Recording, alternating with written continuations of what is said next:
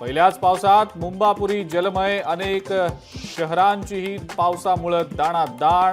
ठाणे, रायगड, रत्नागिरीसह 5 जिल्ह्यांना पावसाचा red alert. प्रशासनालाही सतर्कतेचा इशारा। उद्या दुपारी 3 वाजता कॅबिनेट बैठकीचं आयोजन। सह्याद्री अतिथीगृहावर पार पडणार कॅबिनेट बैठक। राज्यात मान्सूनमुळे उडालेल्या हाहाकारावर होणार चर्चा।